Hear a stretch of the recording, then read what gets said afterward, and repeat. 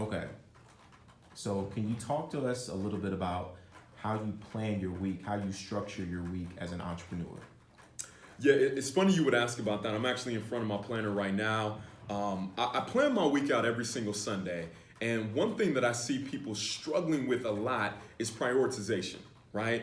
A lot of people will say, hey, listen, if I looked at the order of my priorities, I would say they're God, family, business, and then personal. But if you look at the actual week, if you look at how they spend their time, in all actuality, it looks quite the opposite, right? They spend most of their time on personal things, whether it's social media.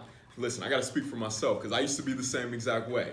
Social media, Facebook, Instagram. I'm spending a lot of time in the gym. I'm spending time doing the things I love to do. And then what comes next? And then if I have some time left, I'm going to spend it with family. And then hopefully business is in there, especially if you're an entrepreneur, right? We create our own schedule so that time freedom sometimes gives us the liberty to kind of slack a little bit. And then, of course, we pray a couple of times a day. Well, again, if your priorities are God, family, business, and then personal, then I think that's how you have to schedule out your time. So what I encourage people to do and what I was taught to do is every single Sunday, maybe Sunday morning, maybe Sunday evening, the time that you have away from the family, maybe everybody sleep, what have you. That's when you plan out your week. And what I would encourage people to do, if you don't have one yet, you can grab one of these planners. It's called Gallery Leather. Listen, no promo ad or anything like that, right? But Gallery Leather notebook. And what I do is I literally, first and foremost, I go to my wife and find out what's going on that week, right? Hey, is there anything going on with the kids? Are there any parties we need to go to? I know we have our date night. What do we have planned for this week? That's extremely important. Once I have that, I literally go into my calendar and I find out, okay, if God is first, then let me go ahead and put in my time with God. What is that time? That consists of my morning routine, right? My meditation, my visualization, my prayer, my spiritual time, working on my body, working on my strength. If that's the most important thing, I'm going to put that in first. Maybe it's Bible study, maybe it's church time, what have you. I put that in first.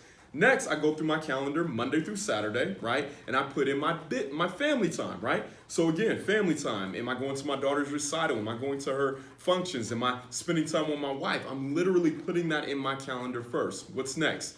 Business. I put in my business time, right? That comes next. And then last but not least, personal time. So whether it's a haircut, whether it's time with my friends, whether it's, anything like that.